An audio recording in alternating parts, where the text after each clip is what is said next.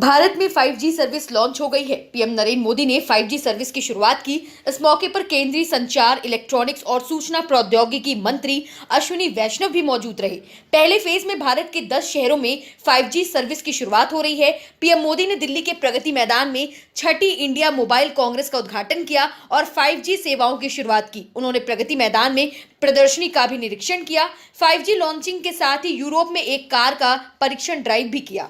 PM Modi ने नई दिल्ली के प्रगति मैदान में बैठे बैठे ही 5G तकनीक की मदद से यूरोप में कार चलाई। पीएम मोदी ने कहा, नया भारत टेक्नोलॉजी का सिर्फ कंज्यूमर बनकर नहीं रहेगा, बल्कि भारत उस टेक्नोलॉजी के विकास में, उसके इम्प्लीमेंटेशन में एक्टिव भूमिका निभाएगा। भविष्य की वायरलेस टेक्नोलॉजी को डिजाइन करने में, उससे जुड़ी मैन्युफैक्चरिंग में भारत की बड़ी भूमिका होगी। 2G, 3G, 4G के समय भारत टेक्नोलॉजी के लिए दूसरे देशों पर निर्भर रहा, लेकिन 5G के साथ भारत ने नया इतिहास रचा है।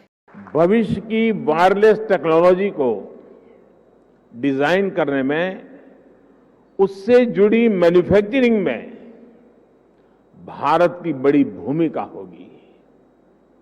2G, 3G, 4G के समय भारत टेक्नोलॉजी के लिए दूसरे देशों पर निर्भर रहा, लेकिन 5G के साथ भारत ने नया इतिहास रच दिया है। भारत के 10 से ज्यादा शहरों में 5G सर्विस की शुरुआत हो रही है। पहले फेज में अहमदाबाद, बेंगलुरु, चंडीगढ़, चेन्नई, दिल्ली, गांधीनगर, गुरुग्राम, हैदराबाद, जामनगर, कोलकाता, लखनऊ, मुंबई और पुणे में 5G की सेवा शुरू होगी। कांग्रेस अध्यक्ष पद के चुनाव को लेकर नामांकन दाखिल कर दिए गए हैं। आखिरी दिन मल्लिकार्जुन खड़गे और शशि थरूर ने अध्यक्ष पद के लिए नॉमिनेशन भरा। इन दोनों नेताओं के अलावा झारखंड के कांग्रेस नेता के त्रिपाठी ने भी नामांकन दाखिल किया। अब कांग्रेस अध्यक्ष पद के चुनाव में मुकाबला मल्लिकार्जुन खड़गे, कांग्रेस सांसद शशि थरूर और के त्रिपाठी के बीच रह गया है। हालांकि नामांकन वापसी की आखिरी तारीख 8 अक्टूबर है। कांग्रेस अध्यक्ष पद का नामांकन दाखिल करने के बाद राज्यसभा सांसद मल्लिकार्जुन खड़गे ने पत्रकारों से बातचीत की। उन्होंने कहा कि मैं बचपन से ही कांग्रेस की विचारधारा से जुड़ा रहा हूं।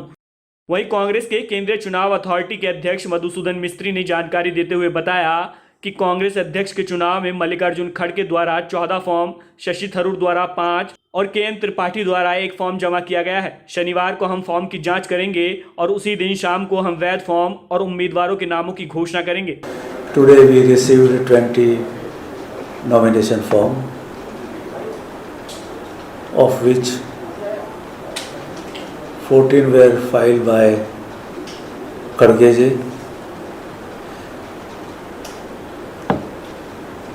5 from Shri Shashi Tharoor ji, and 1 Mr. Krishnanand Tripathi was from Jharkhand.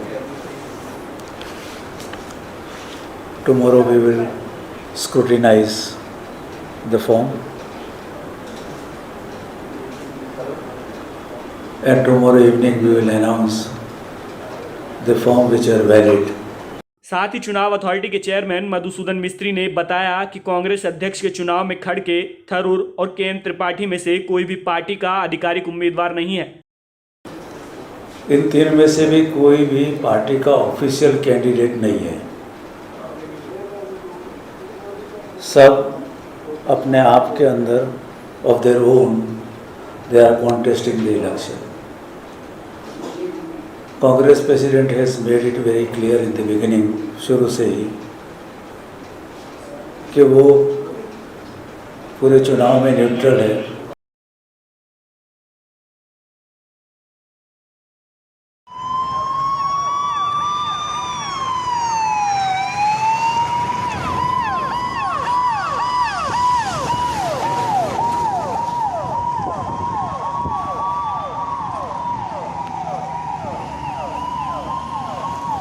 Gurugram के ग्लोबल फायर मॉल में भीषण आग लग गई है। मौके पर फायर ब्रिगेड की कई गाड़ियां मौजूद हैं। ये मॉल गोल्फ कोर्स रोड पर बना है। अभी तक आग लगने के कारणों का पता नहीं चल पाया है। सूत्रों के मुताबिक आग मॉल की पहली और दूसरी मंजिल पर सुबह करीब 4 बजे लगी। मॉल से धुआं निकलता देखा गया और मौके पर मौजूद दमकल की गाड़ियों ने 2 सुरक्षा गार्डों को बचाया जो छठी मंजिल पर फंसे हुए थे। इस घटना में किसी को भी कोई चोट नहीं आई है और सभी सुरक्षित हैं।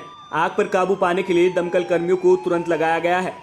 अधिकारियों ने बताया कि आग के कारणों का अभी पता नहीं चल पाया है, लेकिन ये पहली मंजिल पर शॉर्ट सर्किट के कारण हो सकता है। बता दें कि 2 हफ्ते पहले गुरुग्राम के सेक्टर 81 स्थित एक फर्नीचर मार्केट में आग लगने से दुकानें जलकर राख हो गई थी। आग की लपटें दूर दूर तक की सोसाइटी में दिख रही थी। करीब 5 घंटे की मशक्कत के बाद दमकल ने इस आग पर काबू पाया था।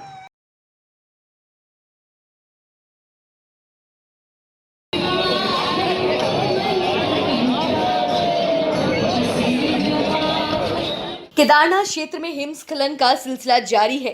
दरअसल 10 दिन पहले ही केदारनाथ के पीछे चोराबाड़ी ग्लेशियर में हिमस्खलन हुआ था। वहीं शनिवार सुबह 6 बजे के आसपास केदारनाथ की पहाड़ियों पर श्रद्धालुओं को बर्फीला तूफान देखने को मिला।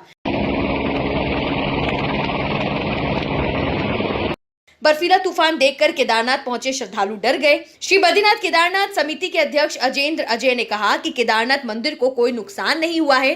केदारनाथ की पहाड़ियों पर हिमस्खलन हुआ है, मंदिर को कोई नुकसान नहीं हुआ है, मंदिर पूरी तरह से सुरक्षित है। सबसे अहम बात यह है कि चंद दिनों के अंदर केदारनाथ की पहाड़ियों पर यह दूसरा बर्फीला तूफान है। फिलहाल अभी तक किसी भी नुकसान की कोई खबर नहीं आई है। प्रशासन की टीम मौके पर पहुंचकर मुआयना कर रही है। INS की रिपोर्ट।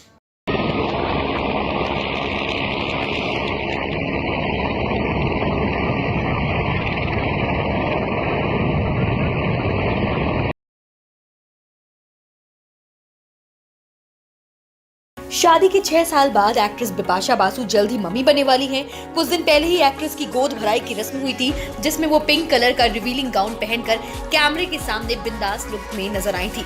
यहाँ तक कि कुछ वीडियोस में उनके हस्बैंड और एक्टर करण सिंह ग्रोवर को भी लिप लॉक करते हुए देखा गया था। वहीं अब डिलीवरी से कुछ दिन पहले बिपाशा बासु प्रेगनेंसी की हालत में अस्पताल के बाहर नजर आई। वीडियो में बिपाशा करण के साथ गाड़ी से उतरती हुई दिखाई दे रही हैं। उनका ये वीडियो देखकर लोग कयास लगा रहे हैं कि बिपाशा जल्द ही गुड न्यूज दे सकती हैं। करण सर,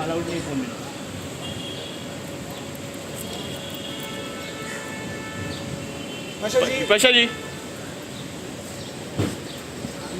आपको बता दें कि इस बीच एक्ट्रेस की कुछ लेटेस्ट पिक्चर्स भी मुंबई के खार में हिंदुजा अस्पताल में स्पॉट की गई है। इन फोटोज में हैवली प्रेग्नेंट बिपाशा बासु अस्पताल के बाहर कार के अंदर बैठी हुई नजर आ रही हैं। फोटोज में बिपाशा बासु ब्लैक कलर की ड्रेस पहनी हुई थी। इसके साथ ही व्हाइट कलर का मास्क भी लगाया हुआ था। वहीं बालों का बन बनाया हुआ था। पिक्चर्स में एक्ट्रेस बिना मेकअप के दिख रही हैं। प्रेगनेंसी की हालत में बिपाशा बासु हिंदुजा अस्पताल के अंदर कार से उतरती जाती हुई भी देखी गई। ऐसे में हो सकता है कि एक्ट्रेस रेगुलर चेकअप के लिए हॉस्पिटल गई हो। कुछ दिन पहले ही बिपाशा बासु ने अपने इंस्टा हैंडल से कई सारी प्रेगनेंसी गोल्स को देते हुए पिक्चर्स पोस्ट भी की थी।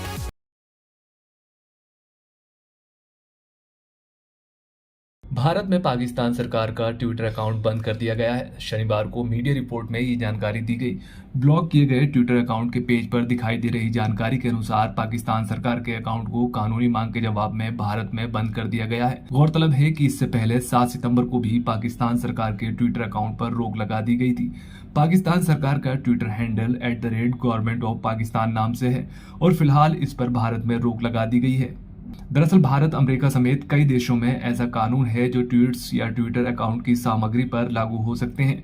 अगर ट्विटर को किसी भी देश या संस्थान से कानूनी अनुरोध प्राप्त होता है तो समय समय पर किसी विशेष देश में कुछ सामग्री तक पहुंच को रोक लगा दिया जाता है। गौरतलब है कि इससे पहले सूचना और प्रसारण मंत्रालय ने भारत की राष्ट्रीय सुरक्षा, विदेशी संबंधों और सार्वजनिक व्यवस्था को संबंधित दुष्प्रचार फैलाने के लिए पाकिस्तान स्थित 6 चैनलों सहित 16 यूट्यूब समाचार चैनलों को बंद कर दिया था।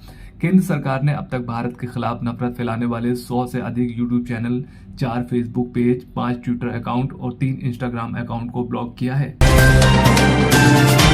Subscribe now and press the bell icon. Never miss an update.